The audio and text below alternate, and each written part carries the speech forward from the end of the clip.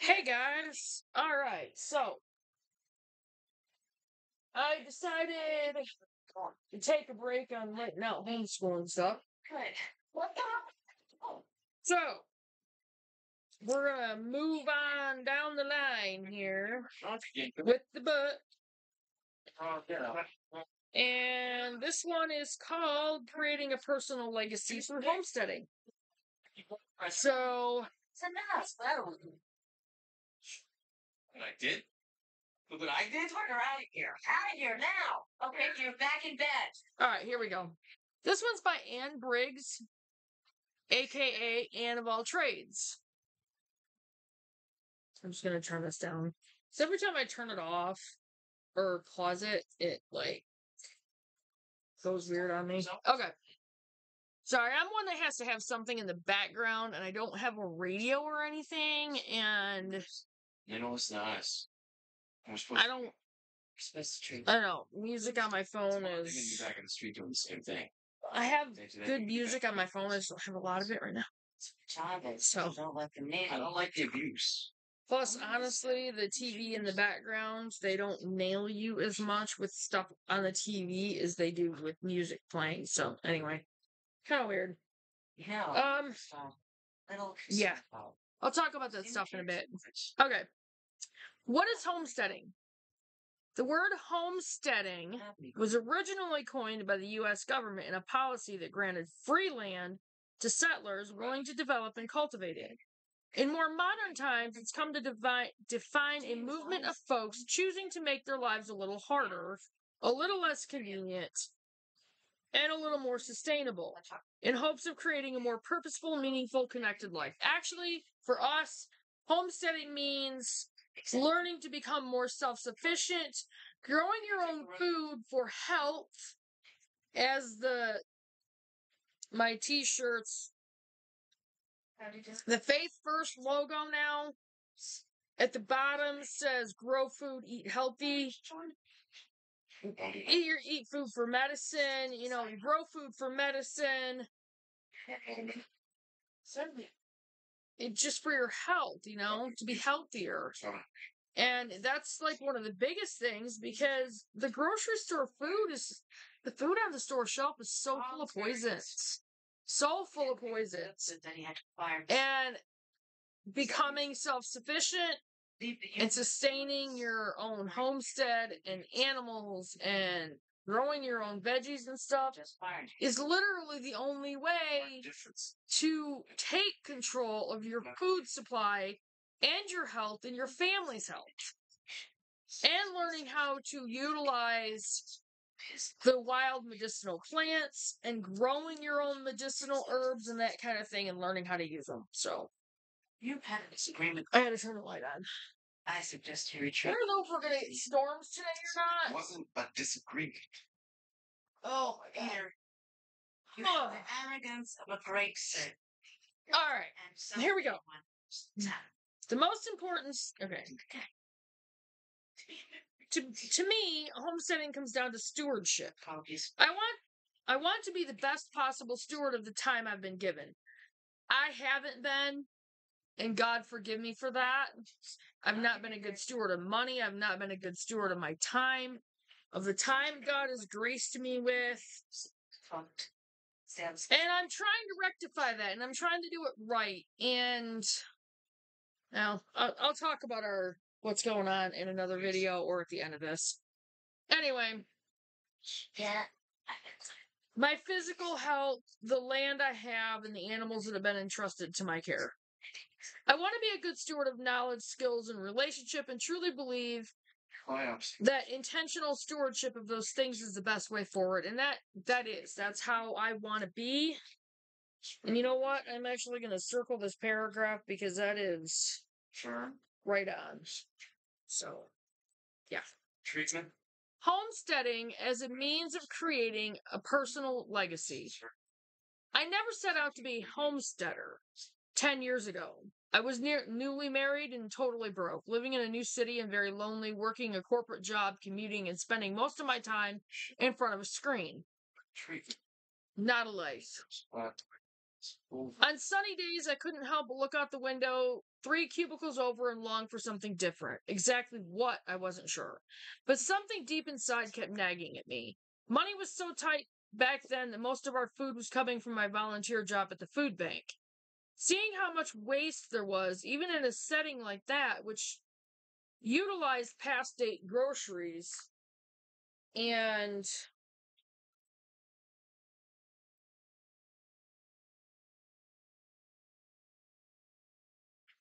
hang on, guys. Okay. I thought I was hearing things, but apparently it actually is starting to storm.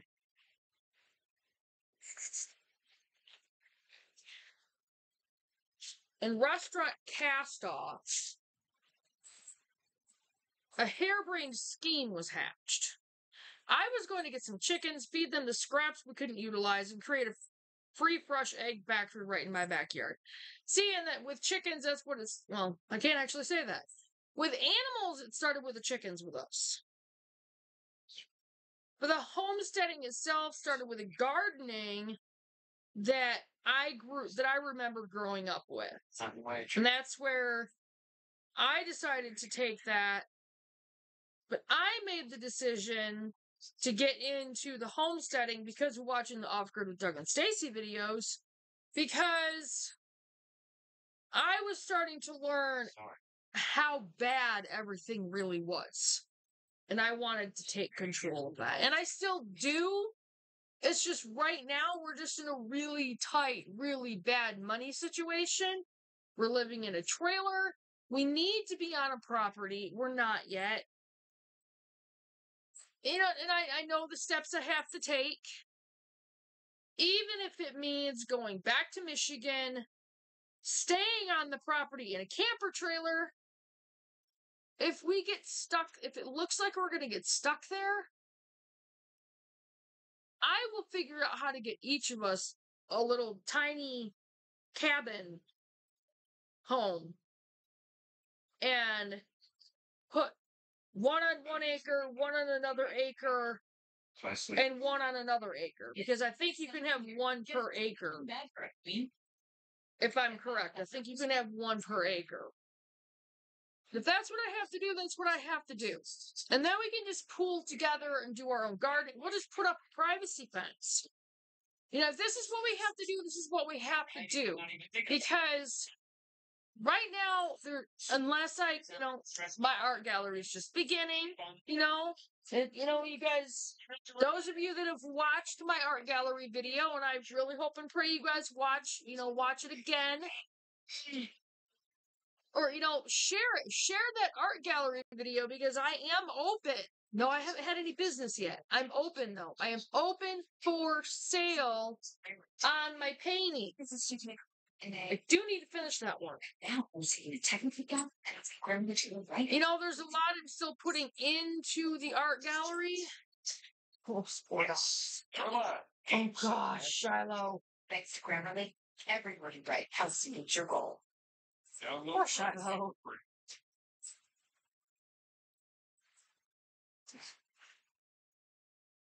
Find me when you need, okay? Come with me. Get what you need from someone who gets it. Anyway, okay, yeah.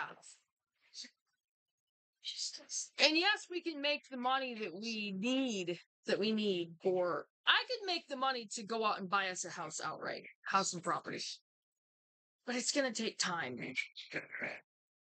And if we have to stay on a campground or in the camper trailers on the property or in a tiny cabin on the property, whichever, I don't know. If we have to do that, we have to do that. So we can get the money saved up that we need.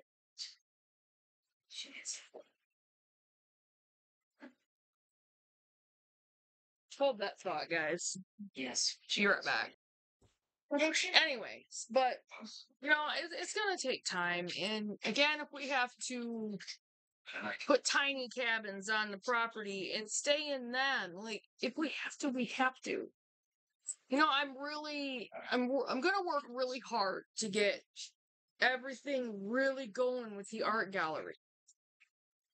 But anyway, I want to do a separate video with that, but I keep getting off on a tangent, so sorry guys. Guess it's time for another tangent video.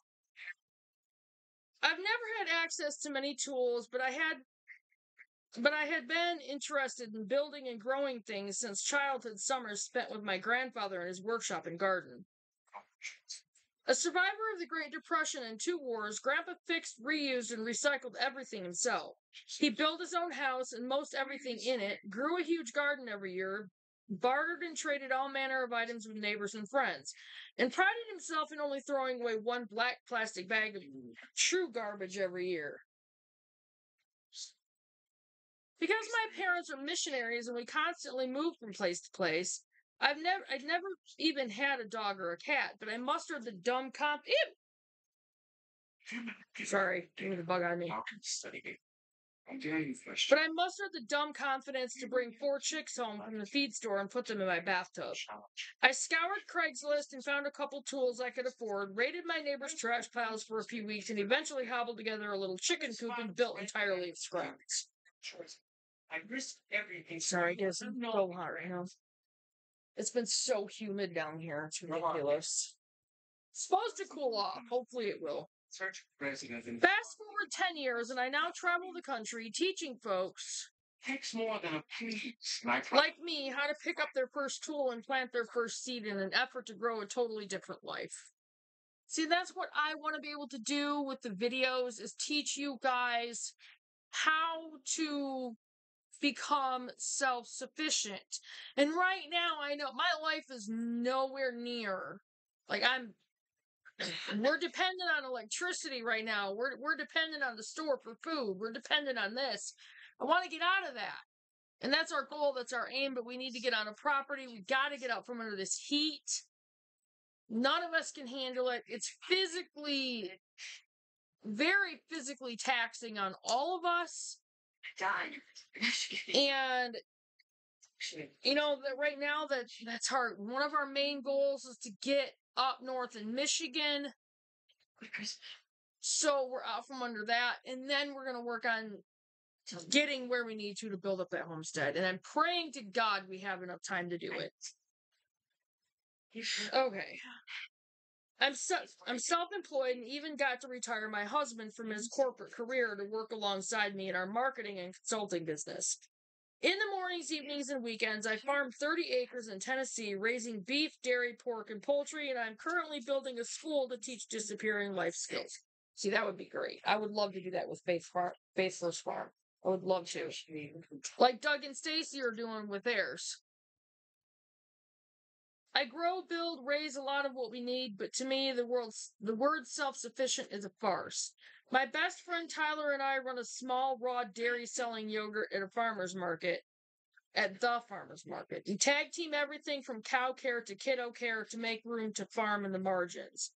I trade duck eggs for dollar credit at my favorite restaurant. I trade goat milk for duck meat from one of my neighbors. A few steaks earn me a nice stack of venison every year for the freezer from another neighbor.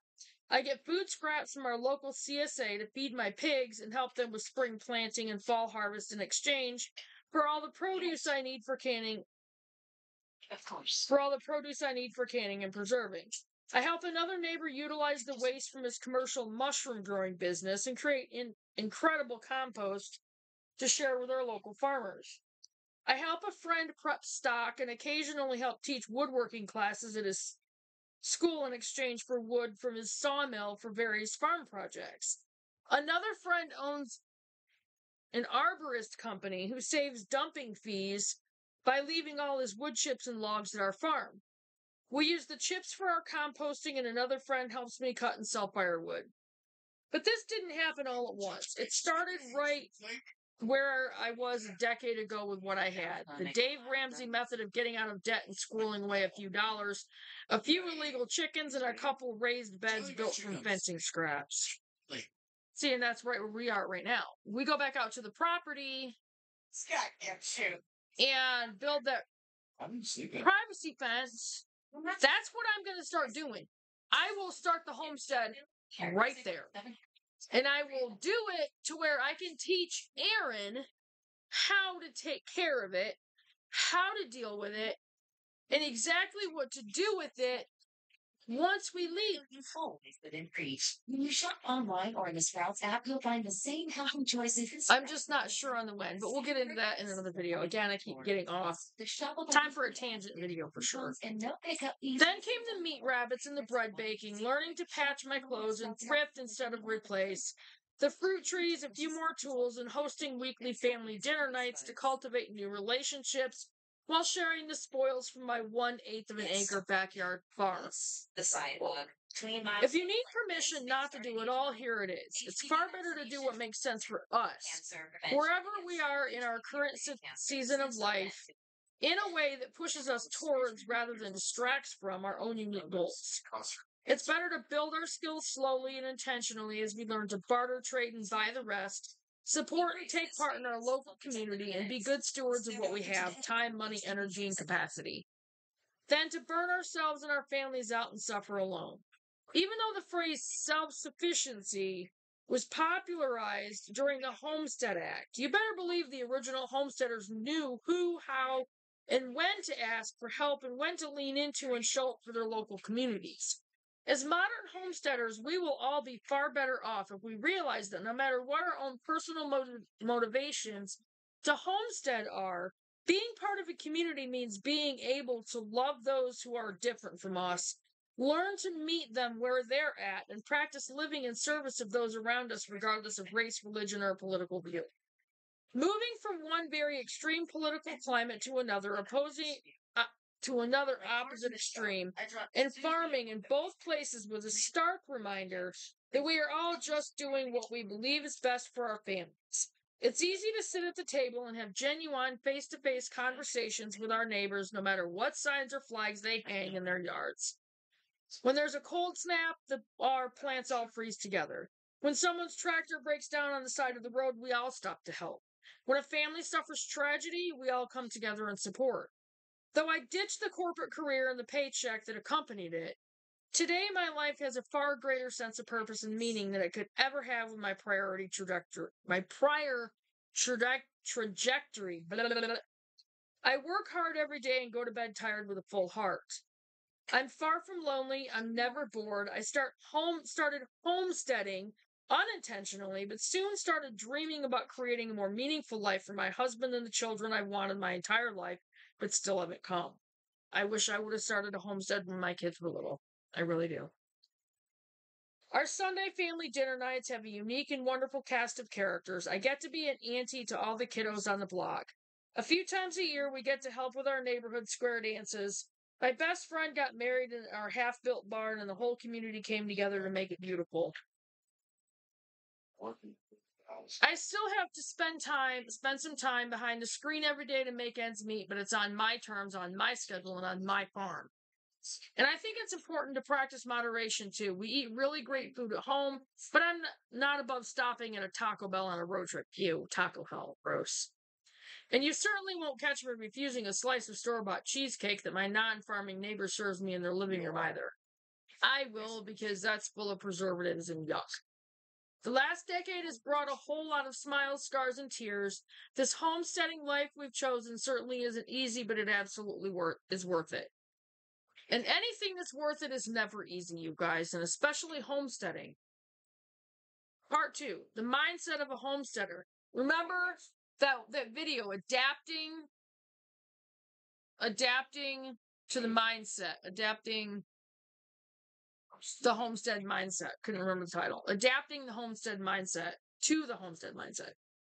Never stop learning. That's what I keep saying. Do your research, guys. Research on gardening. Research on how to grow every single vegetable you want to grow. Research it. Research on every fruit bush and every fruit tree you want to grow. Research on how to grow it, what you need to grow it, the soil, how the soil needs to be, what you need to amend the soil to grow it, so you can grow it and you get a good crop. That's what all the research is for. You've got to put it put it to practice. You've got to apply it to what you're doing. And I've learned this the hard way. The knowledge up here is no good if you don't use it. As I've gotten older, the more I learn about any given topic, the more I realize I still don't know. My first year with dairy cows gave me a lot of confidence, but 2 to 4 really humbled me and forced me to learn a lot more. As homesteaders, we will find the most success if we adopt the mindset of the perpetual student. Blech. 10 years ago, I started carrying around a little pad of paper and a pencil with me at all times. I developed a habit then that has served me incredibly well ever since. I am constantly observing, taking notes, asking questions. I learn more sitting in a field with my animals and observing their behavior than I could learn in a month of classes. I know I can't trust my brain to remember things, so taking notes and then reviewing those notes once a week and adding pertinent data to various spreadsheets, calendars, trackers, etc. has made tracking farm expenses, breeding schedules, heat cycles, medication delivery, ordering supplies, planting times, and feed, seed, garden planting needs so easy. Now, with us, when we do finally get our homestead going, even the temporary one, if we do go back to the property, I am going to be adapting the whole organic approach. I don't know if I'm going to get animals for us or not, because I don't want Aaron to have to deal with that. I will give him the option. I will make sure everything is in place for him to have them if he wants them, so we can easily get them. I don't know if we're going to do it or not. I might get us a small flock of chickens. I don't know. We do have ours. Depends on when we go up there. I know how we need to go up there to be able to pull it all off. We go to a campground, we're not going to be able to take the chickens. So, alright. I'm on a tangent. I need to do another tangent video, guys. And see all the recording of all the information and the data and all the journaling and that kind of thing is another reason why I want to develop our own homesteading binder and journal for Faith First Farm. And then when I do, and I test it out, because I'm going to kind of pool it all together with a whole bunch of different ones. And I'm going to start buying up a bunch of different planners and homesteading journals and record keeping and all of that. And I'm going to try to pool it all together and come up with a complete homesteading journal and binder for Faith First Farm. And when I get it completed, then I will share it. And I will try not to make it too expensive. I'm thinking around $75, but it's going to be a whole complete binder. Now, it'll probably cost way more than that to print. I mean, depending on if I choose. Again, I'm off on a tangent. It's time for a tangent video. Sorry, guys. The phrase readers are leaders has always stuck with me. I am severely dyslexic and really only learned to read well as an adult. When I started building and growing my own food, I was so motivated to learn, I forced myself to figure it out. There weren't a ton of other resources available, and I happened to live across the street from the library, so I started checking out books on regenerative agriculture, composting, animal husbandry, and becoming more self-sufficient by the stack. I developed a system of highlighting and note-taking that not only helped me to understand the material, but also to synthesize and retain the things I was learning. YouTube really wasn't a thing yet, and in retrospect, I'm pretty grateful that that's the case. It's become an incredible resource over the last decade, but there's also a ton of bad advice and untested theories being shared around the online community, and that is true. You got to be careful. Even like Doug and Stacy have said, you got to make sure that who you're watching, the channel you're watching, that they're not just blowing smoke. And and I'm trying not to be that person, especially on the channel. This is why I'm reading information to you guys out of legit sources. This is legit, real information. Okay? I'm not going to get on here and just talk about the few little things that I've done. You guys know the things that I've done. Go back through and watch my other videos. You guys can go back through and watch the videos on when we had our chickens. I did a video when I first got our chicks. I have garden videos. I also talked about the problems I was having. I didn't know how to fix it. I wasn't digging deep enough in the research yet. That was my fault. That's why I keep reiterating, do your research, do your research, do your research. Because each and every single one of these vegetables that you're trying to grow in your garden needs specific things. You have to make sure you're doing your companion planting so that they can help each other out. And I wasn't doing that. The square foot garden that one year turned out exceptional. And that was awesome. And I learned a lot from that. So, anyway, again, off on a tangent. Sorry, guys.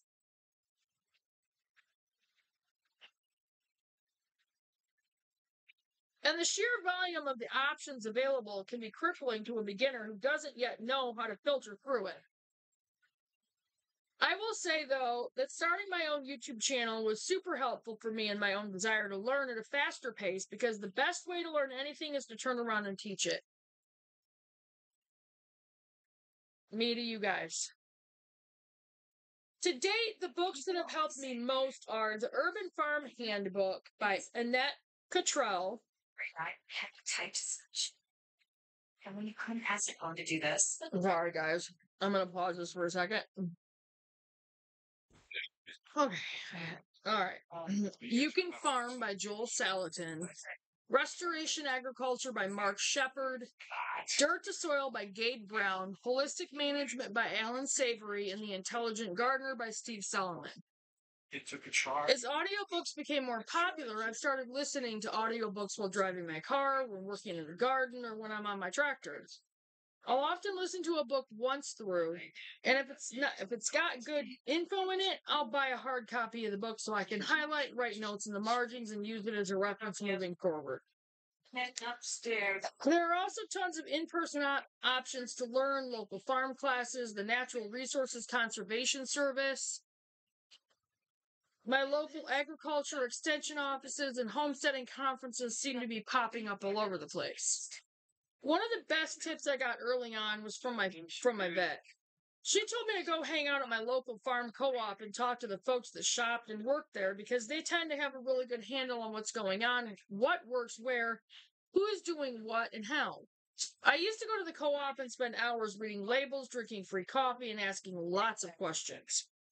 The importance of meticulous record keeping. I alluded to this above, but because I don't trust my brain to remember anything, becoming a meticulous note taker and record keeper has been my key to success with learning. Time management, financial management, and managing our animals on the farm. Time management has always been a problem for me, and I'm, trying to work on that. I always have a stack of 3x6 note cards and a pen in my pocket. Anytime I'm out with animals and notice a sign of heat or interesting behavior or anything else noteworthy, I jot down a quick note about it. When I'm in my barn and I realize I'm getting low on a certain type of feed or minerals and I'm almost out of paper filters or raw dairy, I take a note. When I administer medications, I put a note on the calendar. With recurring monthly medications, I have several monthly alarms set to remind me to administer them. If I'm reading a specific quote or factoid pops out at me, you guessed it, another note. I keep track of how long each chore takes me in the morning and count how many steps I'm taking between point A and point B when doing repeated tasks. I'm always on the lookout for a way to make repeated tasks easier, quicker, or better yet, automate. That's not always a good thing. On Friday mornings, I review all my notes and receipts from the week and input them into a farm, business, personal file, learning database I've built on my computer using the free app called Notion. I'm going to look into that. It makes everything keyword searchable and has add to calendar functions and project management software built right into it. It's been a huge game changer for me both personally and professionally. It's helped me bring clarity to chaos and has trained me to be a far better observer. The best farmers I know are really good at being intentional observers. flexibility and adaptability, clarity and chaos. The motivation to continually improve my observation skills, note-taking, and record-keeping, and boy, howdy, do I need that motivation, because none of this comes easily to me. Comes from the fact that farm life tends to present a certain level of chaos. The first few years of farming felt like I was constantly putting out fires. I rarely felt like I had time or even the clarity of mind required to work ahead or do anything more than simply attend to whatever fire was burning hottest in that particular moment. But the antidote to chaos is clarity. Having cold, hard data to look at, hence the need for meticulous record keeping, helps us cut through the emotion and sunk cost bias we often face, especially when farming, and make data-driven decisions that will serve us in our long-term priorities and goals. Pace yourself. Minimalism versus chaos. Less is better. I've learned a lot of lessons about the value of minimalism by being a maximalist for most of my life. If I could impart one thing to you as you're getting started, it would be this: take things slow, patient and intentional. Master one thing at a time. Build infrastructure as you go and use a systems-based approach to streamlining every task you regularly tackle. Become a professional observer. Learn to track everything from finances to time to the number of steps you take doing repeated tasks.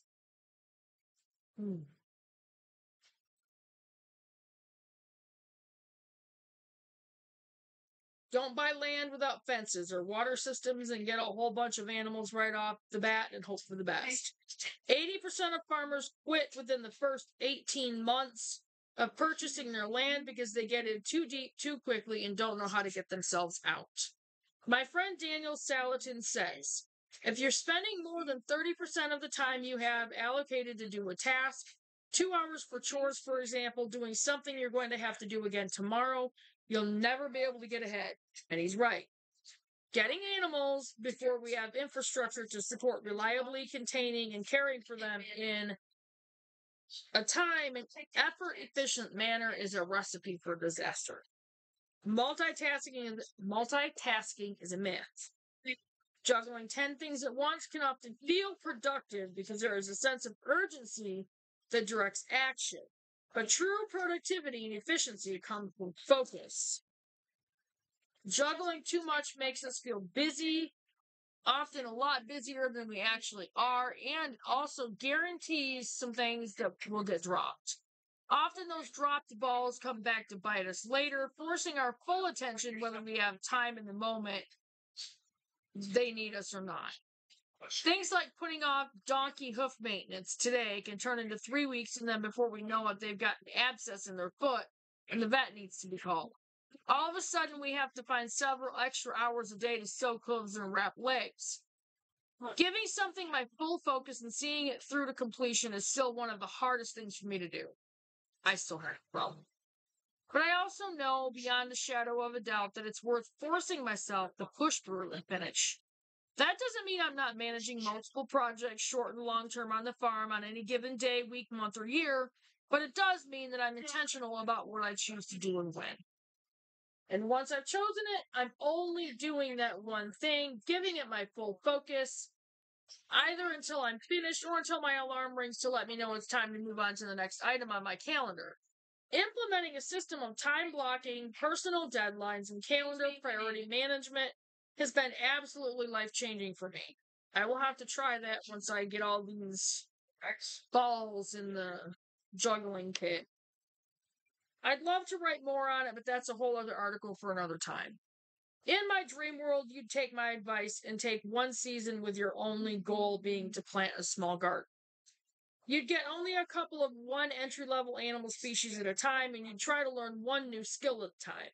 You'd have success and find greater joy and hope and confidence to tackle the next thing with each new endeavor in turn, growing as you learn and develop systems, speed, and infrastructure to support that enjoyable and efficient management of each endeavor as you go. The greatest benefit of starting where we are at right now with what we have available, aside from just to earn more cash back in my top eligible category, suddenly life's moving. Oh. And Susie has this bruise over her eye from pulling the high chair over. The more I explained it, the phonier it sounds. We start more slowly and intentionally. Learning to bake bread is super intimidating at first. Now, see, that's not a problem for me because I've done that for a long time. You take this girl on. And each loaf takes time, mental energy, and focus. But after a few months, baking bread is just an automatic habit, part of your meal prep strategy. A few months in, you can talk on the phone while baking, put a pot of stock on to boil while you need, and clean the chicken coop while you let the bread rise. But if you try to do all of those things,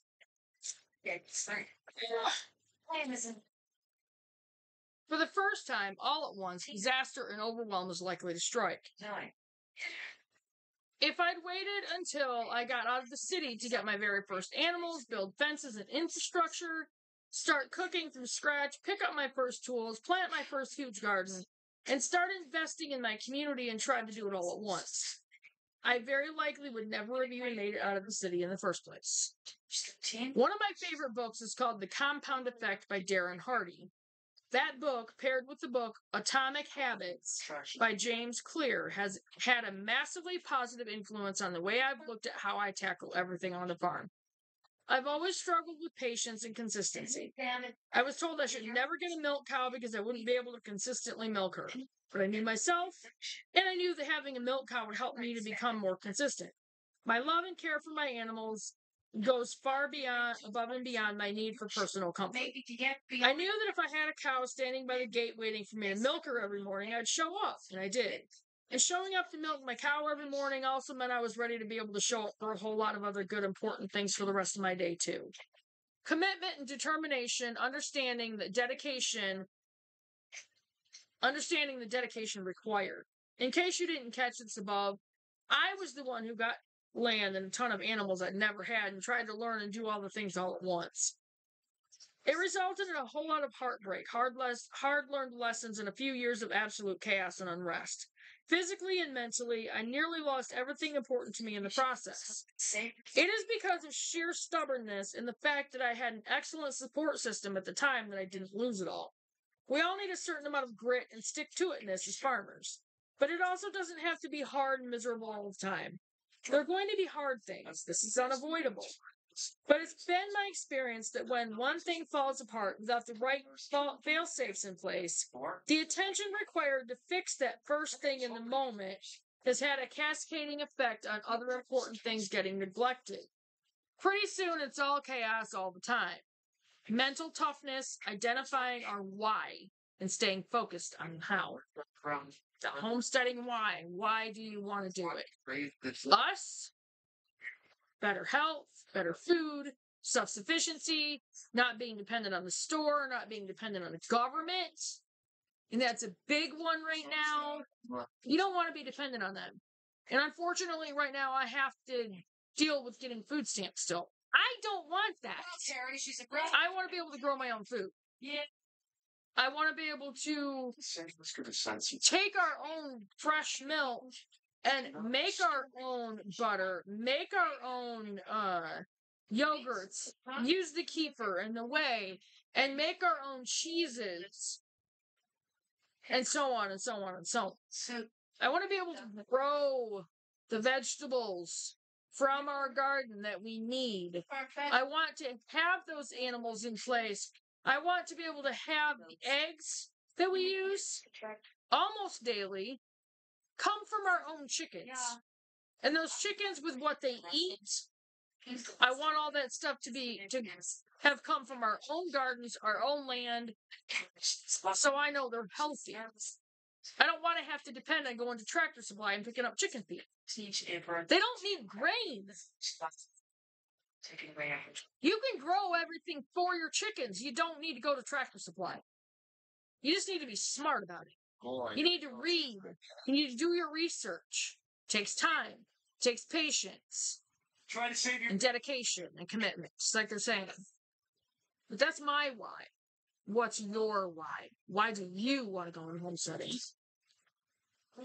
When you're delivering a stuck baby in the barn in the middle of the night with very little sleep, or when a hailstorm in July obliterates your entire garden, or when your tractor breaks down and your roof is leaking and there's not enough money to fix either, or when you have to bury a beloved animal or let go of a dream, Those are the moments it is absolutely crucial you have in a more peaceful moment, identified and said out loud, written down and shared with loved ones why you are doing this.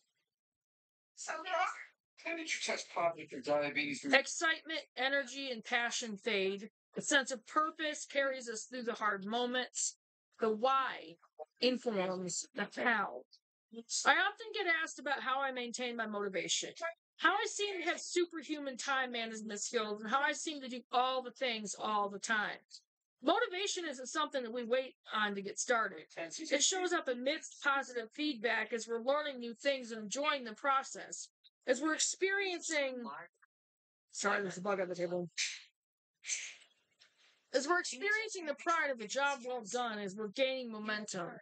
Motivation isn't how we start, it's how we keep going. And that actually goes with anything. What do you even need? Time management happens pretty naturally when we're crystal clear about what is important to us, how much time we have available, and how long things actually take. That's where time tracking comes in super handy. We're really good at making time for the things we are passionate and excited about. Stalling or procrastinating is usually due to a lack of clarity about the next steps. If you find yourself getting stuck, break your tasks into smaller, more actionable steps. If you can't do that on your own, ask for help. I often get stalled on farming projects because I'm just not sure what to do next or who I should call. When I'm really stuck, I do what my vet told me to do years ago. I drive over to the co-op and start asking questions to whoever happens to be there. If they don't know, farmers are pretty good about referring us to someone who might. As for doing all the things all the time, remember that multitasking is a myth. Don't compare where you are right now to where you see someone else who's been at this a while. Slow is steady, steady is fast. Practice patience, develop consistency, and always be on the lookout as things to make out. Practice patience, develop consistency, and always be on the lookout to make the things you do every day more efficient, or better yet, more fun. There's so much goodness we can squeeze out of this one beautiful life we've been given. Let's go outside, get our hands dirty together, and find it. Anne Briggs. Anne, known online as Anne of all trades, is a farmer, builder, and educator focused on teaching and preserving disappearing life skills. Anne and her husband, Adam of no trades, live on a small dairy and beef farm in Nashville, Tennessee. Anne teaches fine woodworking classes, runs a marketing and online education business by day, and operates the farm solo in between work, family, and community obligations. Find her online at www.anneofalltrades.com. That's ANNEOFALLTRADES.com. And that was it for... This will be a long one. Creating a personal legacy through homesteading. What is your personal legacy for your Doctor today about HPV. What are you creating? What is your why? Leave it in the comments. Let me know. I'm curious to find out. Alright, I'm going to get this up there. It's a pretty long video. I'm kind of in an in-between thing here, and obviously you can tell that I need to do another, chat rant video here, but I'm going to go ahead and get off from here. I'll get this up there, and make sure you do your research, guys. It's very, very, very, very, very important. I cannot stress that enough. Check your subscriptions. YouTube always unsubscribes people. They don't like homesteading content. They don't like the content getting out there. They can't ban it. But they do, and they can, and they will, and they do unsubscribe people. So, you can all go home. I will get off from here, and I will get this up there, and I will see you guys in the next video. Make sure you do your research, guys. Check your subscriptions.